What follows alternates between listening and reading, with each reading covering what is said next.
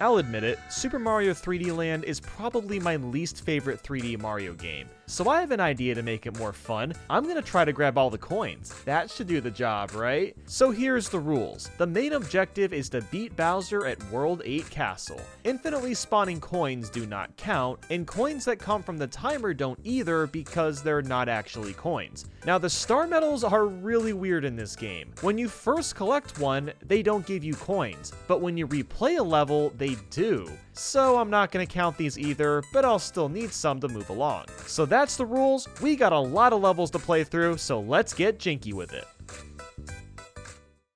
Starting things off with 1-1, it was honestly a cakewalk. I learned a couple things here that are good to note too. Killing enemies, whether it's by jumping on them or whacking your tail, gets us a coin, so we're gonna have to make sure to kill them all. Touching the top or near the top of the flagpole also nets us 10 coins, and while these aren't technically coins, we'll go ahead and do this for the sake of this video. 1-2 was another easy level, and I learned something that was quite relieving. The 10 coin blocks weren't obnoxious. You just get the coins and you move on. That's right, no turning your head into a golden block, no spew of coins popping out afterwards. It was nice and simplified.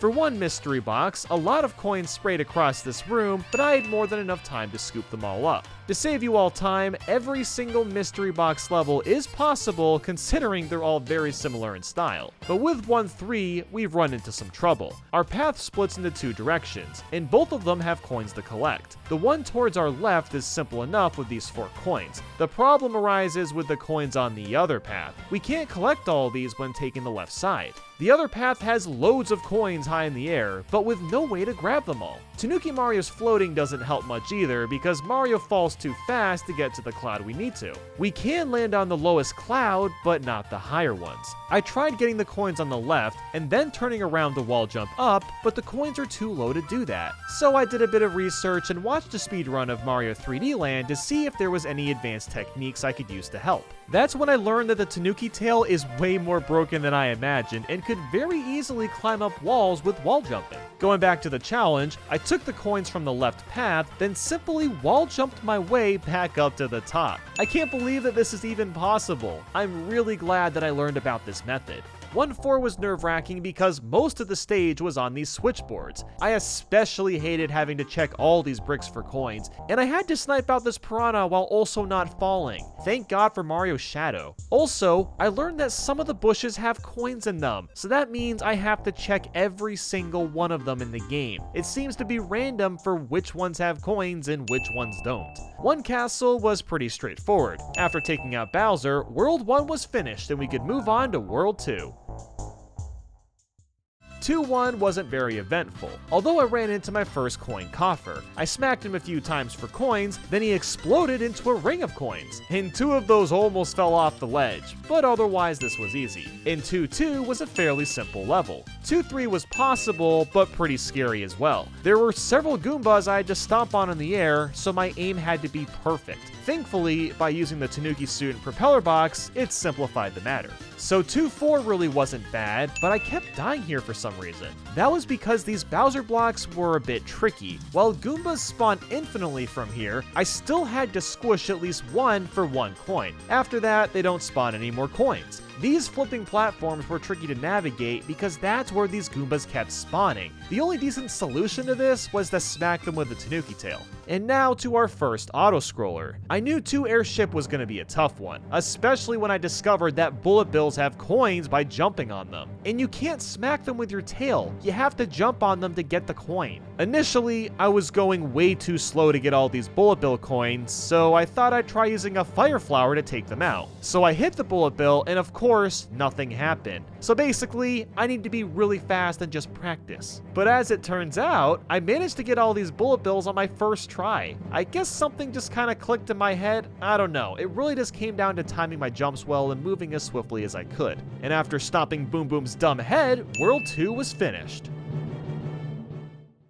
3-1 was a slog to get through. That's because there were so many sand marks to ground pound, and it felt like they never stopped coming. In general, 3-1 had a load of coins to grab, but even with that, it was doable. 3-2 is slow going but simple enough. Despite clutching out this wall jump and almost falling, 3-3 was actually pretty easy, and 3-4 wasn't terribly hard either. And then came 3-5, another tough auto-scroller. I needed to move as fast as I could muster because most of the bricks had coins in them. The Tanuki tail was essential to get through this. I was so close to dying before the checkpoint, but thankfully the Tanuki suit is so freaking good that I barely survived. After that was a harder segment, so I busted out the golden Tanuki suit and took care of the bitty buds. After that, we were in the clear. To wrap up World 3 was the Airship, and there were very few coins to nab, so of course, on to World 4. 4-1 was a pretty painless level to play, and the same for 4-2. 4-3 was really scary because all the blocks were rotating, but it wasn't that hard. I just had to smack a bunch of Paragoombas. And 4-4 was surprisingly not much trouble. The boos were really easy to avoid.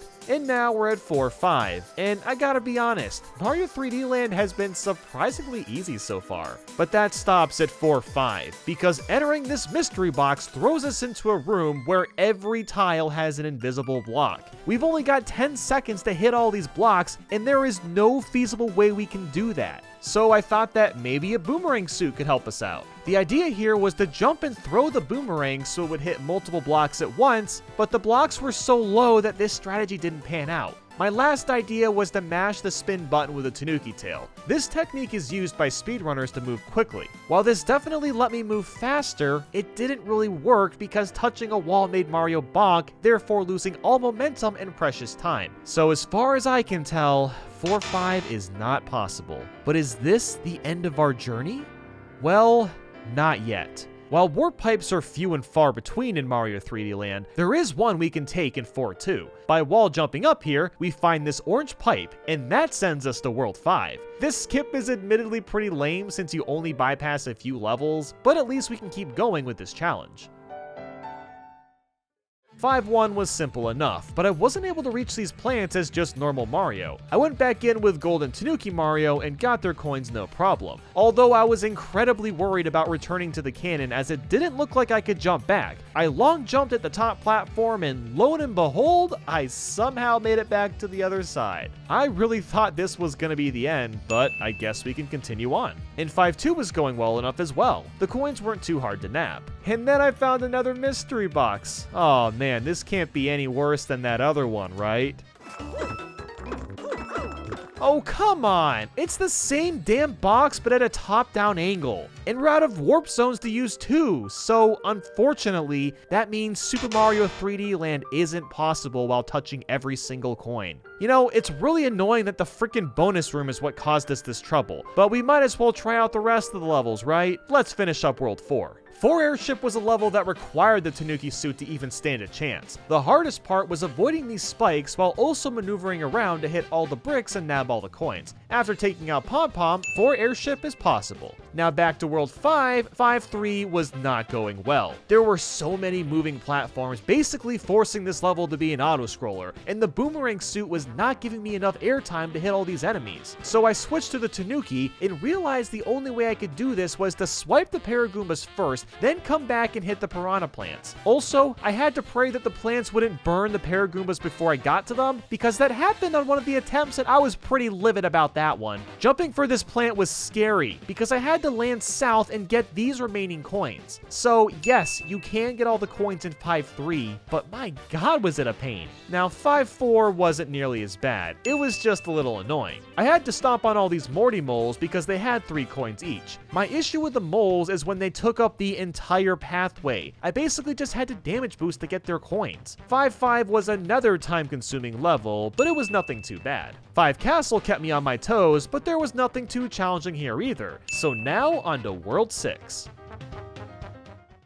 6-1 was another level that wasn't hard, but a big slog. That's in part to these freaking Cheep Cheeps. I had to hit every row of them 3 times before their coins stopped spawning in. The best way to do this without getting hit was to use the Tanuki tail, and it took forever to get all these coins. Even the Porcupuffer had coins, so I had to get those too. Looking back, the Golden Tanuki would have made this way easier, but it's done with at least. 6-2 was alright as long as I took it slowly, and 6-3, 6-4, and 6-5 were simple enough. 6 Airship had very few coins to grab, and that wrapped up World 6. To World 7 away! 7-1 was a really slow water level, but rather easy. And 7-2 had very few coins as it was mostly tough platforming. Following that was 7-3 and 7-4, and they were both straightforward. So now to 7-5, and this one was definitely a tricky level. That's because these platforms fall when the buzzsaws chop it off, and there's a 10 coin block in Goomba that takes some really pristine timing to grab all the coins. What was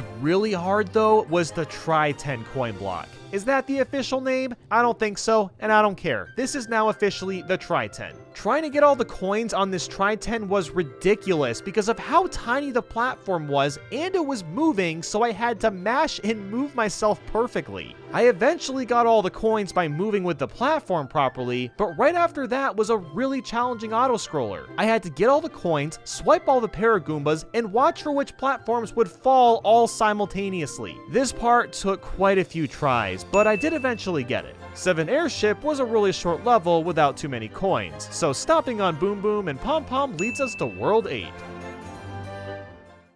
8-1 had a lot of coins to get, but it was more than doable, and the same can be said for 8-2 as well as 8-3. 8-4 was going alright for a little while. Then we got to this block that spewed coins all over the place. My timing was already pretty fast here, and quite a few coins fell into the abyss, so I don't think 8-4 is going to be possible. And 8-5 was another grueling level. Now, I learned something vital about the bullet bills from these launchers. They each have 3 coins in them before the coin stops spawning, and I originally thought it was just 1 coin. I didn't realize this when playing 2 Airship, as that level had loads of bullet bills, so with this new knowledge, 2 Airship is actually impossible. 3D Land already can't be completed with every coin anyway, so it is what it is. Then this part with the flipping platforms and Monty Moles was just obnoxious. My jumps had to be extremely precise. This part took quite a while to get down, but otherwise 8-5 was possible. And 8 Castle wasn't too shabby either. 8-6 had a few tricky coins here and there, but it was nothing to sweat over. And finally, we made it to 8 Final Castle. I hate to be anticlimactic here, but there's hardly any coins in this level.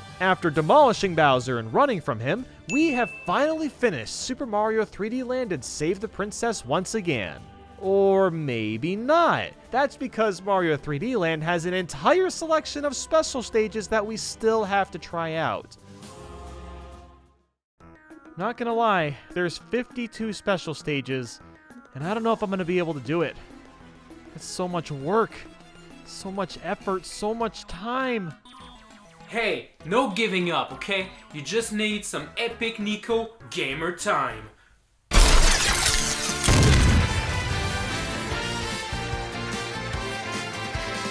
Epic Bandy Gamer Time!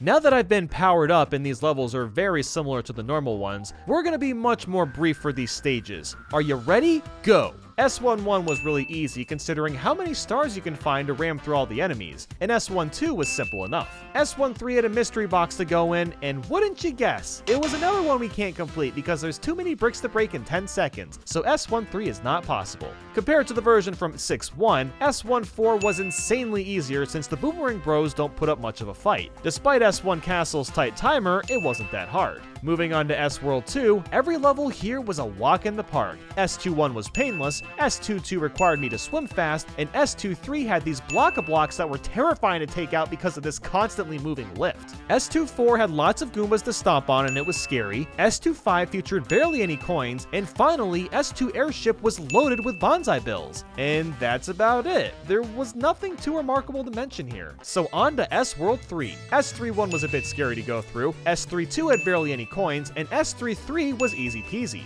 S3-4 had almost no coins, as well as S3-5, and S3 Airship was an auto-scroller that scrolled way too fast to get all the coins from the bullet bills. So yeah, this level isn't possible, but that's one of the very few in this whole game. Up next is S-World 4. S4-1 is basically just an enemy gauntlet, S4-2's coins were easy nabbers, and S4-3 was mainly jumping on bullet bills again. S4-4 was incredibly easy, S4-5 gave me no issues, and S4 Airship was smooth sailing, pun intended. Up next is S-World 5. S5-1 was a cakewalk, S5-2 had very few coins, and S5-3 had lots of enemies to hit and coins to grab, but it was still doable. But S5-4 wasn't possible because we aren't given nearly enough time to hit all the boxes with the speed of the stage scrolling. You know, it's interesting how the levels that haven't been beatable are either because of the mystery box or just being an auto-scroller.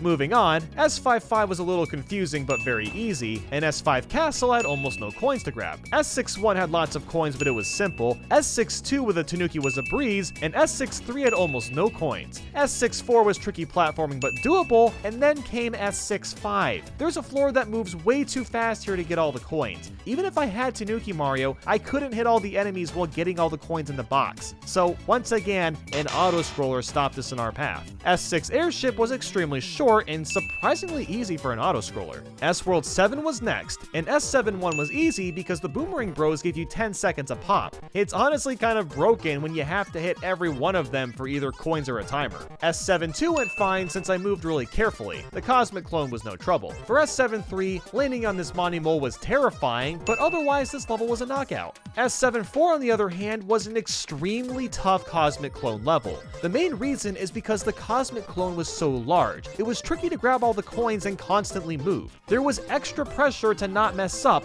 which in turn made it easier to mess up. The Tanuki tail was pretty much required for S7-4. The tail's range helped grab loads of coins, but this particular section I was choking on because of all the crap I had to avoid. Actually getting all these coins in this section while also avoiding the spikes, keeping track of the flipping platforms, avoiding the Cosmic Clone, and not getting hit was insane. As you're watching now, I had to make some ridiculous maneuvers to pull all this off, and I'm really glad I was able to do all this. S7-5 was another auto-scroller, and another level we can't finish because of it. The issue this time is the circle of coins rotating around this cylinder. There's too many coins to grab, and no matter how early I show up, the screen always killed me. And S7 Castle wasn't a challenge since there was next to no coins. And that's about it. So the final place to check out, S-World 8. S8-1 is just 1-2 backwards and it isn't that challenging. S8-2 is very time consuming since I had to stomp every Monty Mole and wait for coins to rotate into place, but you couldn't have all the coins. S8-3 was very intense, although there was almost no coins to grab.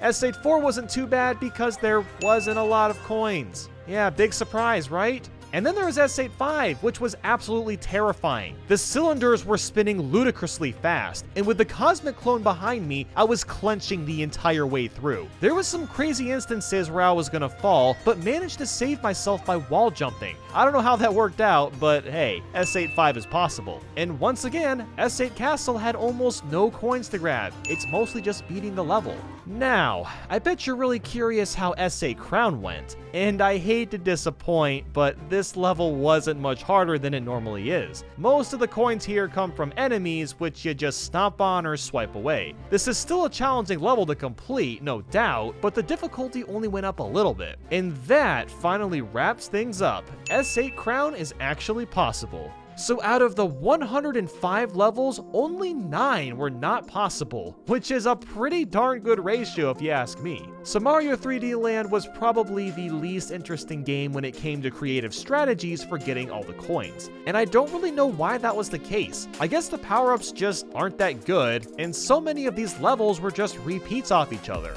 But anyway, I hope you enjoyed this video, and thanks a bunch for watching. I hope you have a wonderful day, and I'll speak with you all very soon.